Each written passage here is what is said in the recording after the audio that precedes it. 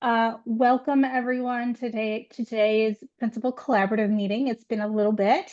My name is Renee Lang. Most of you know me. I'm NASB's Communications Director, and I also manage our school leadership portfolio alongside my partner in crime, Joey Hedger, Paolo, of course.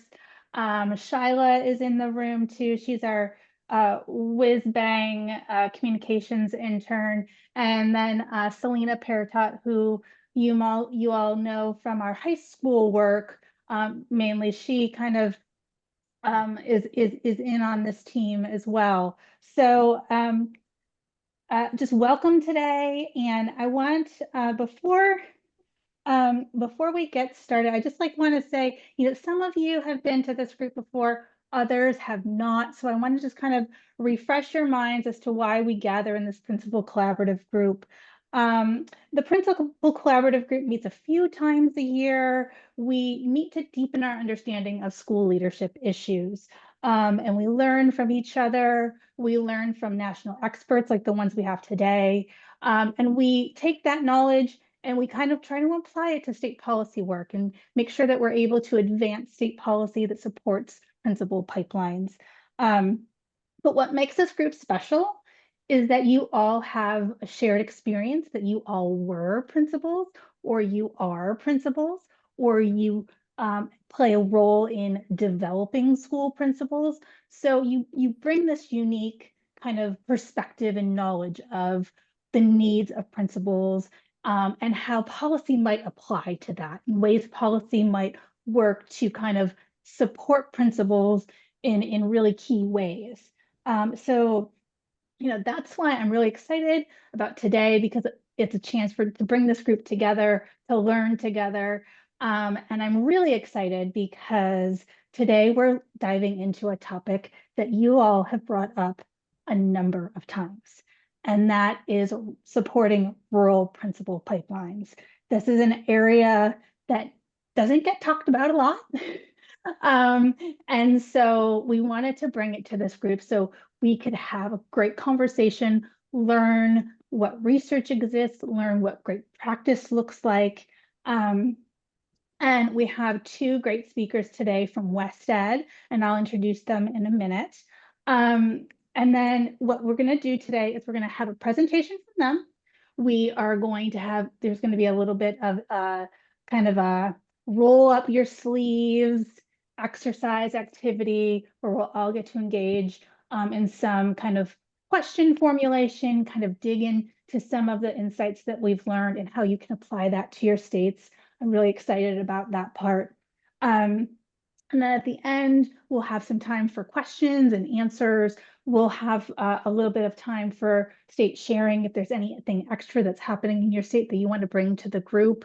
And then, of course, we'll highlight some upcoming things from NASB as well. So before we dive in, I have forgotten completely to share my screen with all of my slides. And that's okay. That's okay. But when what I wanted to share was we have as I wanted to share as we are kind of getting into, as I introduce our speakers and our partners, I want you to think about one or two words and put them in the chat, if you will. One or two words that you think about when you hear the words rural principal pipeline. It could be anything. Just think about that, jot them down in the chat, and just as something just to think about and just keep fresh in your mind. I want to welcome a special partner of ours in the room today. The Wallace Foundation is a longstanding partner of NASB. I think that they have been supporting our work for nearly a decade, over a decade, our school leadership work, that is. And we are really excited to have in the room today as a listener and participant our new program officer, Janae Henson. I think she's fresh on the job, maybe a month, but we're really excited to have her join us. Janae, I don't know if you want to share a few words before we get started with our presentation. Sure. Thank you so much, Renee. Hello, everyone. As you mentioned, Janae Henson. I've just joined the Wallace Foundation as a communications officer, supporting our education leadership team, and the work that you all do, across principal pipelines and education leadership more broadly. As Renee mentioned, I'm here as a listener today. A big part of my role will be storytelling, and understanding the context and of the work that you all do, the issues you all raise, and really bringing that to light for the country. So I look forward to engaging with you all. Really thank NASB team for inviting me today, and look forward to continued collaboration. Thank you so much, Janae. Now to the main event. Um, I am really thrilled to introduce our featured presenters today, Matt Clifford and Brianne Dotson. They are both from West Ed. We came across Matt and Brianne because of an article that they wrote for NAESP's magazine on actually, it's right here. It's linked right here. Supporting principal's dual role in supporting principal pipeline programs. And we came across of some really interesting state work that they are doing, and they just seem to have a real firm grasp on rural school leadership. And we reached out to them, and they're like, "Oh, we'd be delighted to come and speak to your members." Matt is a leading researcher on rural school leadership issues, while Brianne, she herself was a former school principal. She has deep expertise in equity focus, systems change, school leadership development, and also a lot of she works a lot with districts on school improvement. So we're really glad to have them in the room today. We have seen previews of their presentation and research and insights, and Joey and I especially are really excited about it. So Brianne and Matt, please take it away. Well, thank you so much, Renee. I'm going to bring up my slides.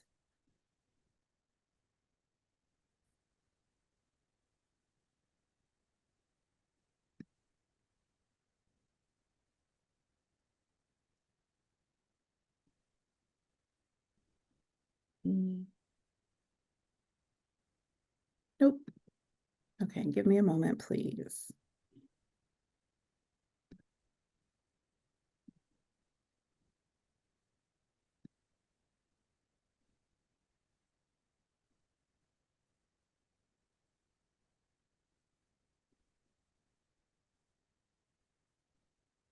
All right. Well, hello, and thank you so much for having us.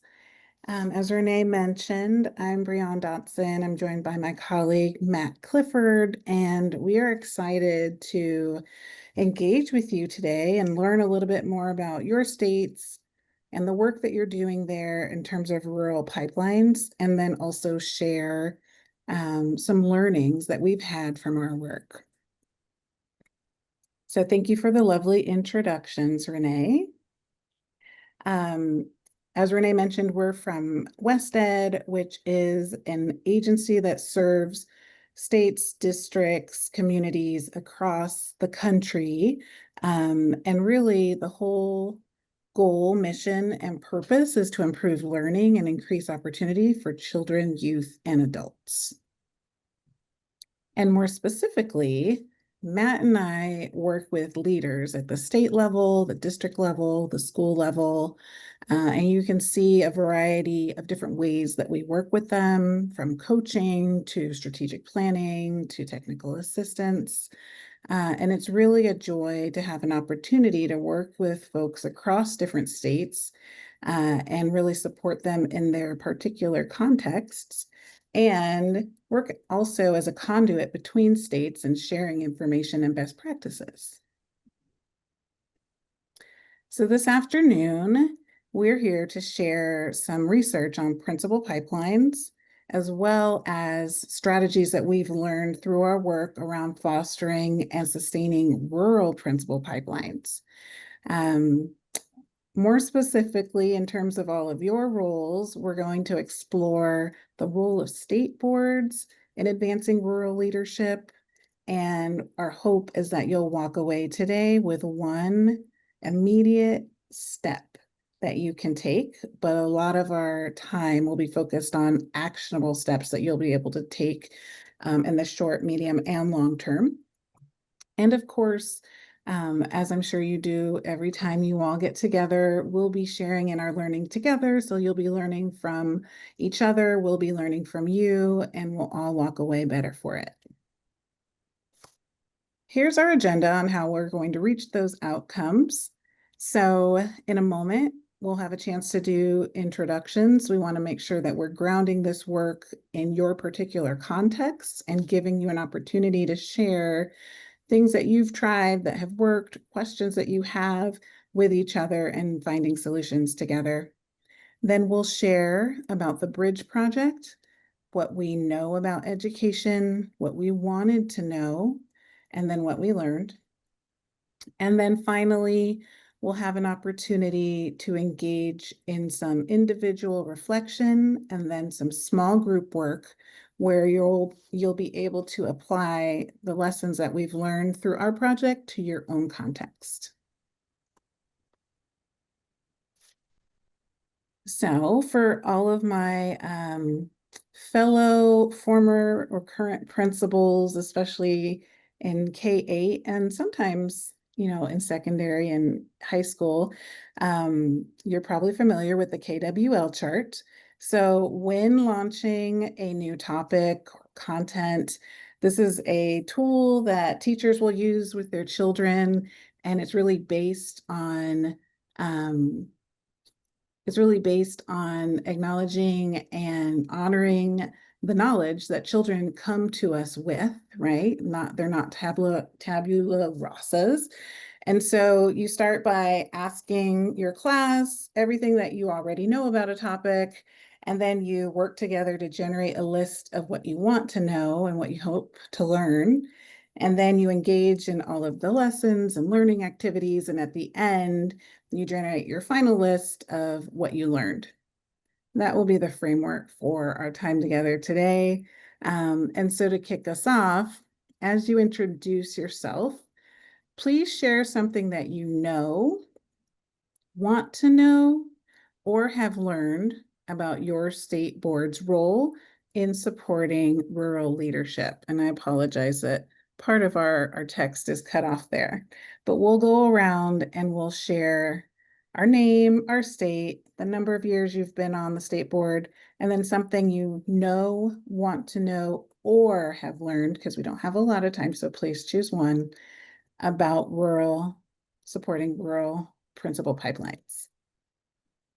So we'll go ahead and get started, and I will see who's on first on my screen. And then once you have gone, if you can just choose somebody to pass it to.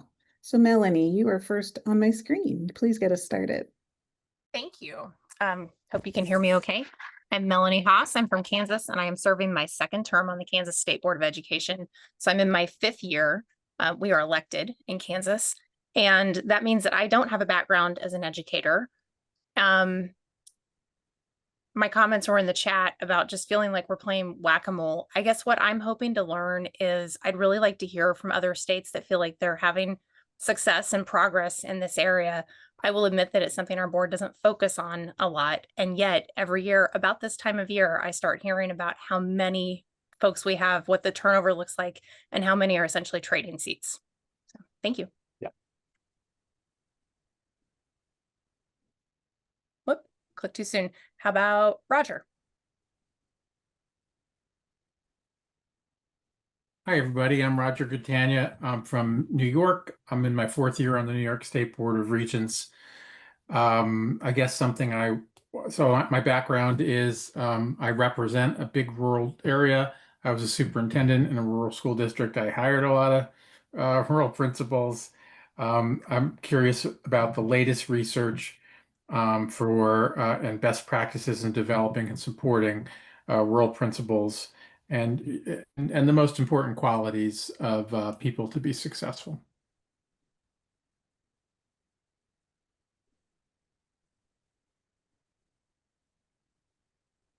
And Roger, if you wouldn't mind passing it to somebody. Oh, right. How about Stephen? All right. Hello, everyone. I'm Stephen Isoya. I'm the chair of the Illinois State Board of Education. This is my third year on the board. We're appointed in Illinois. Something I do know is that a lot of our outreach and work that we do with our rural districts are through our regional offices of education. Something that I want to know is what is this Bridges program that happens in Illinois? That's why I'm here. So I'm very curious to find out what we're doing and look forward to learning. Thank you, Stephen. We were excited to see that you were going to be here today. I'm not going to be able to add much. I'll pass it on to Deborah. Hi, I'm Deb Stevens. I'm from Delaware. I'm the vice president of our State Board of Education, and I'm going into my fourth year on the state board. What I know is that Delaware is working with our institutions of higher ed to develop pipelines for principal leadership, but I don't believe that they are specifically targeting a rural principal pipeline. So I'd like to learn more about what is being done elsewhere so that that may be a way that we might enhance what we're currently doing in Delaware. And so I'm going to pass it on to my colleague, Jim Simmons. Good afternoon, everyone. I had a feeling Deb was going to throw that to me. I'm surprised she said as much as she did. So thanks, Deb. I appreciate it. In terms of what I know, so I'm Jim Simmons. I've been on the State Board of Ed for 7 months, 8 months now. I guess since we're into August. I'm a two-time principal. I wouldn't call my work in rural areas, but I'd say suburbs, right? So Mount Pleasant High School is a mile outside of our city limits, and Brandywine is maybe a mile and a half outside of our city limits. So I don't know that I would say it's rural. It's more suburbs. And when we think about Delaware, Newcastle County versus the bottom two counties in our state. What I do know is that we are a local control state, and that we oftentimes find the pipeline is something that we don't get a chance to address or have the ability to address because of local control. And a lot of times we've seen our principals appointed. I'm going to say the running joke, I don't mean it in like a ha-ha joke, is that you become the principal because of longevity, right? And so I'd like to, and what I'd like to see or would like to learn is how can we leverage what we do know and have seen to impact the pipeline in a different fashion. And I'm not suggesting that those people who have become principals because of longevity shouldn't, but how can we have an insert into that process when in fact there isn't someone who has been there for a long period of time that they want to promote. So looking to hear some stuff again, we'll see how similar some of our other states are to the model we're dealing with. And I'm going to follow Deb's footprints and throw under the bus, for lack of a better word, Brandy Fox, who works at our department, who's overseeing our leadership pipeline work on her team at the department, which I just left the Department of Ed in December. So I'm going to have Brandy because she can fill right in to where Deb and I left off. Hello, my name is Brandy Fox. I'm actually not a part of the board, but I do work for the Department of Ed. I was a principal, assistant principal, instructional coach. I'm interested in being a part of just hearing what's happening, because doing the work with pipelines at the state level, we use the Wallace Foundation 7 domains as a part of the work we do. We have 8 new districts that we will be working with to start the self-study and work on the pipeline work. Last year, we had 8 districts. What I have found in my 1 year of being in this role is that our rural districts have unique experiences that I was not aware of, and I want to be able to better serve them and support them as we do the pipeline work. one district in particular is Del Mar. I didn't even realize that half of the students come from a different state. Didn't know, like they have such unique experiences just from working very closely with them with the pipeline work, and I want to learn how to better serve them. So I felt like this would be critical. I do apologize. I'm in transition, so I'm driving and moving. But I wanted to be a part of this call because I think it's really critical, especially as we begin with our 8 new districts this year with the self-study, and we're starting a new cohort. And then we have 4 cohorts altogether. So the first cohort is the cohort who have been in for 3 years with us, and now they've made their plans and they've moved into their pipeline work. And some of them have moved on to learning forward support. And then we have our newest cohort, which is cohort 4, they're just starting this self-study and walking through those 7 domains together. So just want to know how I can better serve our state, especially, with the rural areas, because I have come to learn that they have very unique needs.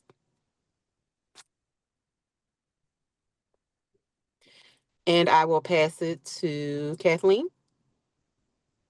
Thank you, Brandy. I'm Kathleen Smith. I'm the Executive Director of the Delaware State Board of Education. I'm a retired middle school music teacher as well, so I come from the classroom. Never had any aspirations to enter a principal pipeline, but I'm so glad that Brandy passed it to me, because what I do know is that Brandy's team, our Educator Excellence Work Group at the Department of Education, does fantastic work from teachers through principals, and I'm continue to be impressed by that. And so what I'm curious about today is, where are the bare spots in the pipelines in Delaware? We're so small geographically, but that's a question I have. And I would like to pass it to Lou Young. Hi, Kathleen. Thank you for the toss. I'm Lou Young. I'm the vice chair of the board in Kentucky. This is year 6 for me, my second term. I would also share that I'm a retired school superintendent, had been a high school assistant principal, but now I have the pleasure of training principals at the University of Kentucky. So 2 things I'll share quickly from Kentucky that I know, and that is that a little bit of surprise when our General Assembly at an interim joint committee on education in June kind of tossed out this expectation that he wants the state board and all of Kentucky to be looking at the principal pipeline. So it kind of went from not on the agenda to the top of the agenda in one proclamation. And so in addition, number 2, very quickly, all of us in principal preparation at the public institutions and a couple of private institution partners got together, and we are undertaking a survey of our principals across Kentucky to find out about the working conditions that they're experiencing, including disaggregating those data by rural, suburban, and urban. So I hope to know a lot more as this fall unfolds. And I will toss it to my sweet friend and colleague, Diane Woods. Good afternoon, everyone, and please forgive the lack of video. For some reason, it's not working. When it works, and when it doesn't, it doesn't. So piggybacking on what Dr. Young has said, in Kentucky, we have the Principals Network that comes together and is a source of support. I was a high school assistant principal, and as well as a high school principal of a school of about 2,000 people, and then went to a district as superintendent that was smaller than my high school that I was administrator of. Of course, a lot of the tasks changed. I did a lot of different things that I never thought I would have to do, but that was the job. So keeping that all in mind, my concern is, how are we supporting our principals? And we have a principals network that is very good, and they have an aspiring principals group there. And if you think about Kentucky, most of it is rural. There are just a few places that are large enough to call themselves metropolitan areas. So just keeping in mind, how do we support them with the best resources that we know, and that's the beauty of this organization at NASB and this particular phase of it, that we can come together and borrow from each other and then support them. So that's kind of what I'm looking for, is supporting them not just academically, but how we support them emotionally. Because I know how I felt when I went from a large district to a very small. Can feel like you're out there kind of isolated. So that's me. And maybe if my vision comes back on, you'll be able to see me, although I'm dressed in my workout clothes. Thank you. And I'll go on to Janae. Is that the correct pronunciation? That is correct. I did introduce myself already, so I'm Okay, going to okay. look. Let's see. Has Sylvia? Irma gone? Sylvia, Lindsay? Oh, that's Nasby also. No, I have not gone yet. Hello, everyone. My name is Irma Johnson, and I'm in the state of Maryland. I'm going into my 3rd year on the State Board of Education. My educational experience includes actually every level, teacher, department head, resource teacher, assistant principal, and executive director for K-8 schools in Baltimore City Public Schools. Maryland at this time is working under what we call the Blueprint for Maryland. It's a framework that we've created in our state. And one of the pillars in that blueprint is making sure that we prepare educational leaders across the state and taking into consideration those individuals who are working in rural areas. Our Leadership Academy is not new, but we are looking to retool it. And we have gone back to the legislators to get additional funds to retool the academy. Well, we know how funding is right now in the state and in the country. So we're still trying to figure out how we can create space for individuals who want to go into school leadership. We are really focusing on what your title is today. How do we grow our own? How do we use what we have, those individuals that we have, how do we take them forward, take them through the leadership academy and make them prepared to be principals in not just rural areas, but in every department of the state, every area of the state. And I'm going to go with Pat Nugent.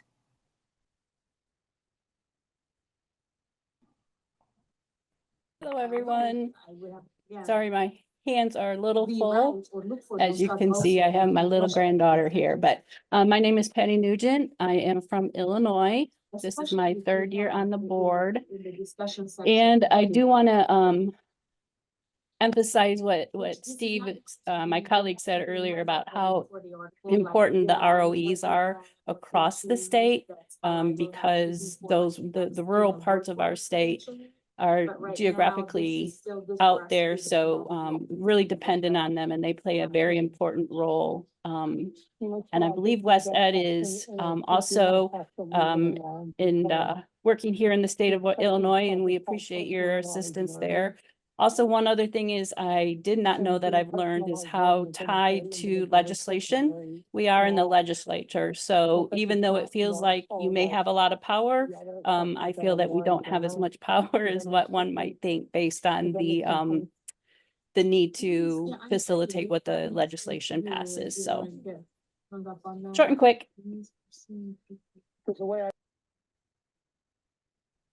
Thank you, Patty. I think, let's see, we have Paul and Tim. Yeah, Paul Ketnick. Like Brandy, I'm not a part of our State Board of Education. I'm actually a part of the Missouri Department of Education, but I work closely with them about our leadership development system here in the state of Missouri. We call it the MLDS, the Missouri Leadership Development System. We have regional cohorts of both practicing and aspiring principals, and I think one of the things we've learned is that working with both practicing and aspiring principals keeps us on point, and it keeps us relevant for what we're doing in terms of preparation. I think my neighbor to the west in Kansas, Melanie, I don't think she's gone yet. Thank you. Actually, I went first. So Okay, how about Tim in Montana? Good afternoon, Tim Tharp. I serve as Richland County Superintendent of Schools in Eastern Montana, Chairman of the Montana Board of Public Education. I've been on the Montana board for about a little over 3 years now. Served at every level in our state, including when I tried to retire, I was the Deputy State Superintendent of Public Instruction. I hear rural, and I'm always fascinated to hear other people talk about rural. As county superintendent, I'm responsible for 2 school districts directly because they have no local administrators. One of them has 62 kids, the other one has 5 kids. And so a lot of experience in one-room schools. And I'm always fascinated when people introduce themselves as an assistant principal. I never had an assistant principal. I had a lot of schools that I was superintendent at. I didn't have a principal. And so my concern is I have a 3rd-year administrator who I'm going to be mentoring this year, who has kind of found himself thrust into serving as the school superintendent. And he is superintendent, principal, activities director, and is going to be part-time teacher, and just trying to figure out, supporting him, because that's sadly not uncommon in Montana, where we have, as long as you got somebody who's ambitious and willing to throw their hat in there, what the heck, go for it. And we've got people with less than 3, 4, 5 years of experience serving as district superintendents, which obviously then includes all the principal duties. So I'm just here looking for tips and tricks. Well, thank you. And thank you, each of you, for introducing yourselves. And we wanted to take the time and felt it was valuable to hear, a little bit of what's going on in your own particular contexts.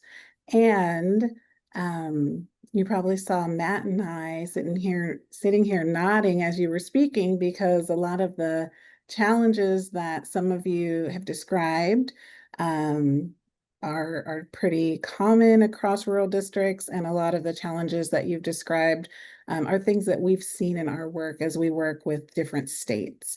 So thank you again for your introductions. We're excited to now share a bit more about our work with the Bridge Project, and I'm going to turn it over to Matt. Thanks, Brianne. All of these introductions have been so fascinating and really motivating for the work that we have been doing in the Bridge Project. This project was a labor of love for me because I have been working with and for rural principals for over 20 years. I met Paul back in 2011, I think it was, when I was doing some work on principal evaluation design in Missouri. So it's so great to see you all, and thanks for your interest in the work that we're trying to do. My work kind of spans research, policy, and practice. And at WestEd, I think that's what we sort of specialize in. We really believe that we need to be out in the field in order to continue to learn about the questions that rural principals and other principals are facing. And then we take those questions and we produce good research and guidance for people. So I came into the work, and you can move on to the next screen, Brianne, with a good sense of what rural principals are going through and how that principal workforce is changing. And so I want to raise up just a couple of points that motivated us. First, it's no secret from the Wallace Foundation and other places that educators make the difference in our kids' lives. We know that 50% of student performance and variation is associated with teachers and leaders. And the amount of influence that a principal has on kids' lives is about equal to that of the teachers. And that's pretty amazing, because the principals oftentimes are not stepping into the classroom. We know that rural principals can have even more of an effect because they, as Tim was saying, wear a lot of hats in the school. And that's a characteristic of rural principalship, that you are driving the bus, running the mower out front, taking care of all of the federal and state reporting, trying to run a school and support teachers, and then oftentimes stepping right into the classroom to teach science. And all of those things are happening simultaneously. We know that finding and retaining a great principal is remarkably important. And we know that when a principal leaves a building, research tells us that that costs the school district between $70,000 and $90,000. And so anytime a principal leaves, you can think of that as a financial loss to the school district and to the state. Additionally, we also know that the human loss is probably more important because oftentimes students will experience a performance dip that can last 3 years or more, and teachers begin to leave the building as well. So it's a cascading effect. And that's another reason that we jumped into this work. We also know from Wallace research and other places that principal pipelines can have an effect. But what I mean by a principal pipeline is the process from identifying and preparing a principal all the way through preparation, hiring, professional development, and performance evaluation.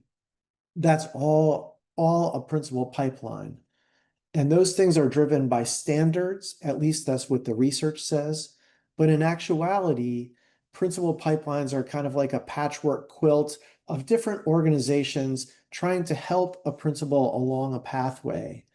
And I think that that is really true in rural areas, because in rural areas, principals learn how to lead through their experiences, and many people kind of contribute to that work. What we know about designing principal pipelines is that if you do it well, student performance can increase. You can retain principals at a higher level. Teachers are retained at a higher level. And this comes out of RAND research. So that indicates that principal pipelines can really be effective. The challenge that has been going on with this research is that it has always occurred in larger urban areas. So when we were thinking about the Bridge project, we were thinking, what does a principal pipeline look like in a rural setting? What are some of the lessons that we can learn by trying to change rural pipelines so that we could inform kind of research and practice in different states? So on the right-hand side, these are the questions that we began to raise. What do rural principals need the most to thrive in their roles? How can policy, professional development, and community services or partnerships support them? And what role can the state board really begin to play? So with the Bridge project, we were fortunate to partner with 6 Illinois-based regional offices of education. So to answer that, we were very closely coordinating with them for this project. WestEd believes in working in partnership, and we didn't want to go it alone. And we began working across our state, but with an emphasis in rural areas. Move on to the next, Brianne. So what we thought we would do with Bridge is work with assistant principals who are interested in becoming principals. And that would allow us to begin to work on principal pipelines. So why focus on assistant principals? Well, we know that there are currently 80,000 assistant principals in the United States. The growth of that position is 83% over the past 25 years. So that is the fastest growing position in education now. We think that that's true because the work of leading a school as a principal has become more difficult and more specialized, and you need assistant principals to support you. We know that 58% of schools now have principals, and that even though the principalship, we certify typically 4 administratively certified people for every 1 open principal position. Superintendents reported to us in Illinois that the principalship is hard to hire. So we have kind of like this oversupply of folks ready to step into the position. But on the other hand, superintendents are getting fewer and fewer solid applications for open positions. So why is that? We needed to understand that. So with the Bridge project, we got some U.S. Department of Education funding. That funding has unfortunately ended, but we are continuing this work in Illinois and other states. We took a two-pronged approach to this. First, we created an assistant principal academy, a place for people to come together and learn. And since assistant principals often do not get experience as instructional leaders, but superintendents hire for that, what we wanted to do was provide the assistant principals with a 1-year post-certification residency program so that they led teachers on ELA and mathematics instruction and learned through that process. We also provided them career coaching and support from other principals across our state. And then when they became principals, they received mentoring to support them. Illinois, like a few other states, has a new principal mentoring program that is open to all new principals. And what we did was we supplemented that support for our Bridge Fellows. The second piece we felt was important was to focus on systems, because as well as we could get our assistant principals ready for a rural principalship, we also knew that systems had to change simultaneously in order to receive them, hire them, and support them. We were not a job placement program in any way. Our assistant principals went out and applied just like everybody else. And so what we decided to do was, it sounds like what Maryland is somewhat doing, or maybe it was Delaware, in consulting with school districts about their rural principal pipelines. So what we did was we brought central office administrators together. We worked with 20 central offices across our state to focus on principal pipeline support. We offered them coaching and professional learning. We set them on an improvement plan that they chose, and they worked with national experts like Brianne to begin to make changes to their pipelines as they saw fit. Our focus was on the early aspect of the pipeline. So how do you attract new candidates to your school district? How do you prepare them? And then how do you hire them in a way that retains them? So that's a little bit about the Bridge program. And I think this may be my part still. Is that right, Brianne, or am I turning over to you? Terrific. So we learned quite a few things through trying to make changes to the rural pipelines. And one thing was a process. So we came in with a consultative process that we thought would work. And frankly, it didn't work very well. So what we learned was the first step in this is to really understand the landscape of the rural principal pipeline. What I mean by that is we worked with our school districts to map where their principals came from, and what we found was their grow your own programs were inadequate, because where principals were coming from was from counties outside the school district and within the school district. That was surprising to some of the superintendents who were relatively new. And that told us that it wasn't good enough to focus on individual school districts. We actually had to engage in regional planning around principal pipeline support for rural areas. What that told us to do was to break down the natural competition for talent that exists between school districts. So everybody is looking for a great principal.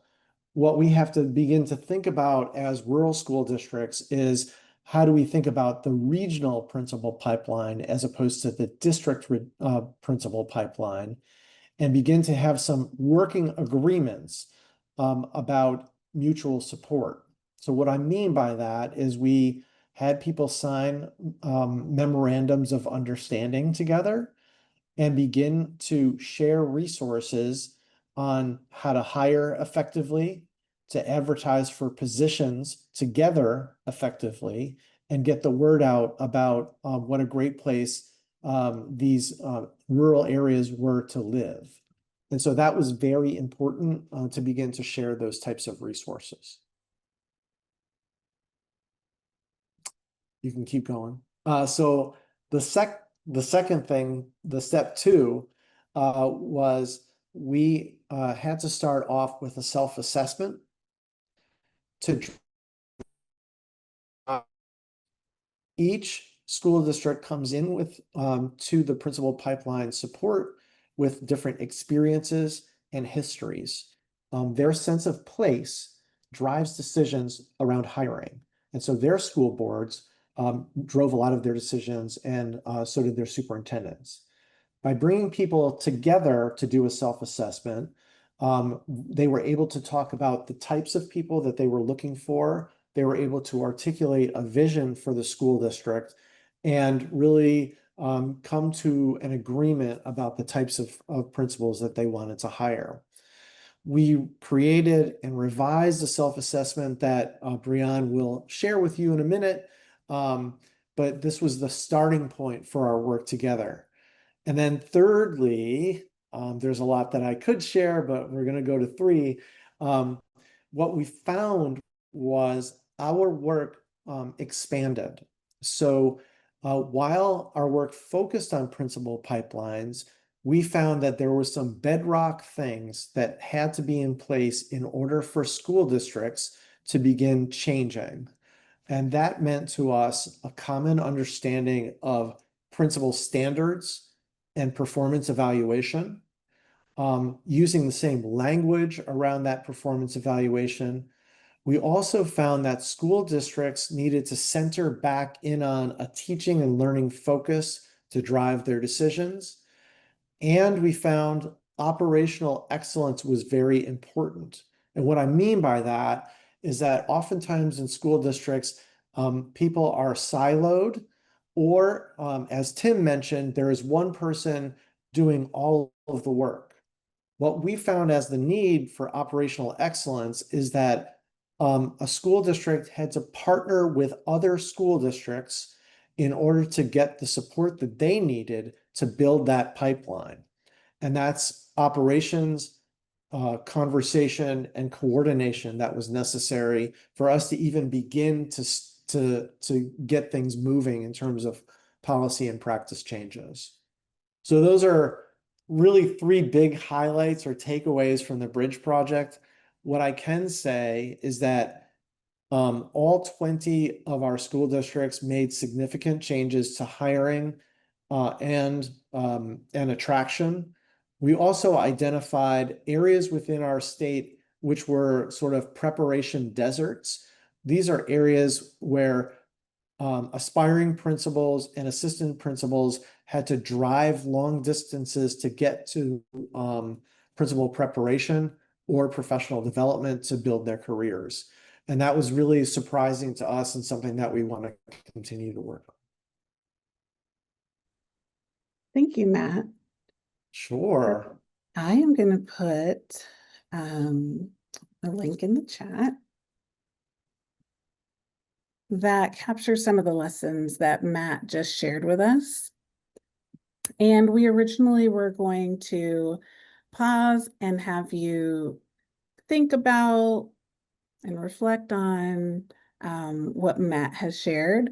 But in the interest of time, we really want you to have the opportunity to connect with each other, and then we'll come back together for a whole group discussion. And so that's where you'll be able to share out from your small groups and as well as ask questions. based on what we just shared. So if you have a question right now, please feel free to jot it down. Again, the link in the chat gives you a summary of what Matt just shared, and we're happy to share this deck and the supporting materials after the session as well.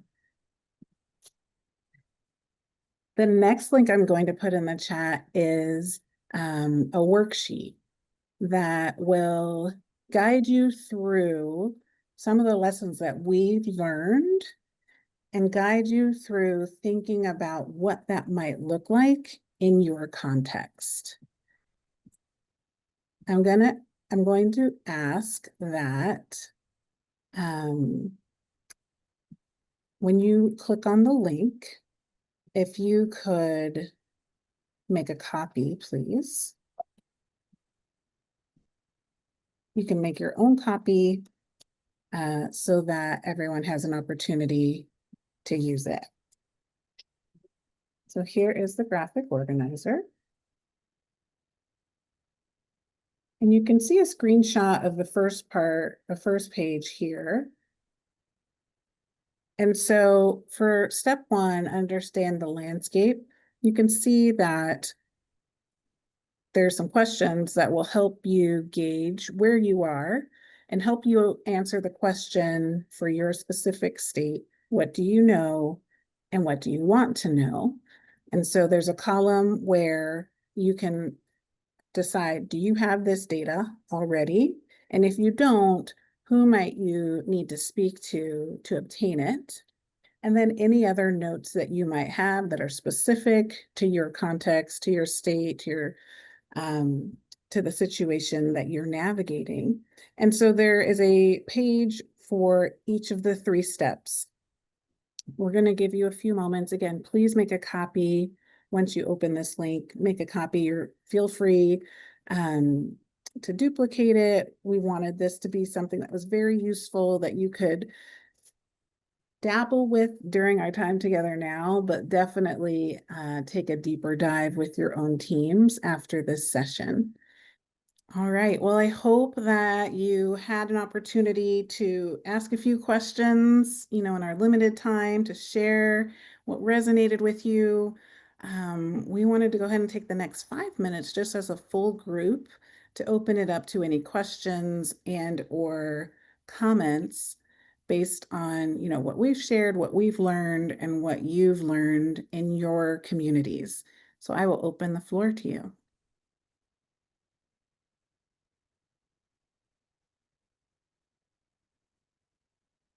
One of my questions is, this issue of proximity, because when you were talking about assistant principals, it was sort of like, well, would an assistant principal, 50 miles away go to a rural district and then actually stay there? I think a lot of the research shows that the grow your own approach is more likely to lead to principals who might have more sustainability. But could you reflect a little bit on how far are people willing to maybe either relocate or travel for a principalship, and how does that factor into both either state policymaking or programs around pipeline development? I can give you a couple things. So one is, if you're interested in that topic, talk to Laura Rogers at University of Utah or check her stuff out. I'm not sure if it's published yet, but she's really taking a look at this in Utah primarily. And what I think she's finding last time I talked to her is that people are willing to drive like an hour and a half to take a job and not uproot their family to take a principal position. Other research that was produced on this suggests that that educators of color are more willing to uproot their family and travel across the state for a principal position than others, because there are fewer opportunities for them to take a principal position. They've generally been, and this is true with our assistant principals, they've generally applied for many positions but aren't getting those positions. And so that's the understanding I have of the research. What does that mean for state boards? Tough to say. I mean, I would say that raising this as an issue, and as I mentioned in small group, asking for some data about mobility and placement is really important. Taking a look at who is getting these positions, what the race and ethnicity is, and where people come from is really important to understand. But at the end of the day, most of us are working in a market situation where school districts are making their hiring decisions based on what they believe is best for their district. So this is an area where I'm not sure exactly what the state board's role could be in that market, except to continue to raise it as an issue.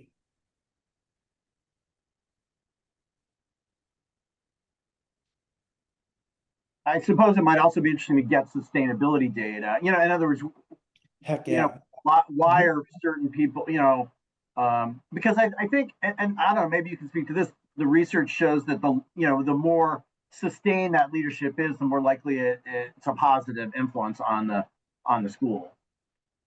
Yeah, there's some contradictory research on that, but generally speaking, that's quite true. And you know, doing an annual survey on principal working conditions or something like that is really beneficial.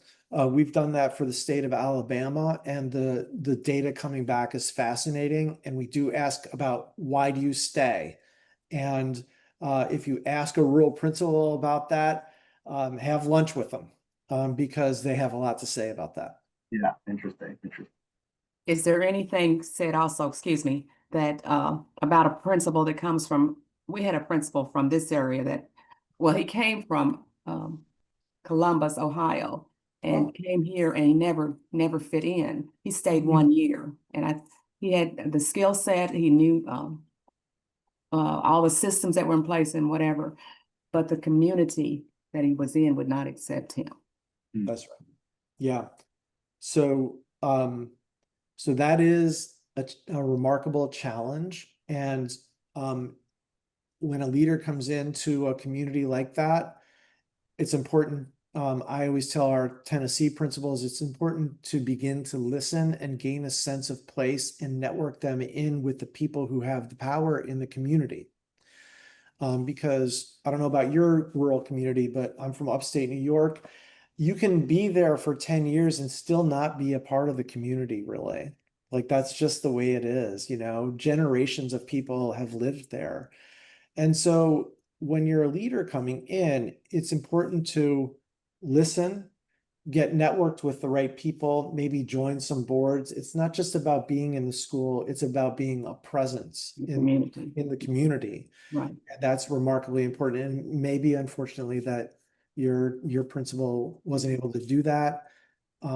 Buying a house in the community is a really important symbol. I've seen principals who have made the mistake of not buying a house in the community, and that is symbolic of an investment in the position. So Diana, I'd love to talk more about that, but those are a few quick Okay, I have one other one real quick. I apologize. Coaching and mentoring. Can you differentiate between those two? Yeah. Everybody has a different definition. So that's the first thing to say. What I think is mentoring is broader than coaching. It includes work and life, emotional life. It talks about stress on the job. It's a very broad thing. And it tells you not only the technical knowledge about the work, but also just how to get along. And I think that's my definition of mentoring. With coaching, it tends to be more focused on the work itself. So if you're a principal coach, you would focus on like, okay, this is your job as principal. Here are the most essential things that you need to do, and here's how to improve on that. That's good. Thank you so much. We're at time. No. I know, I'm so sorry we didn't get a chance to go through, everything that we had planned. Here is our contact information. As Matt mentioned, we would love to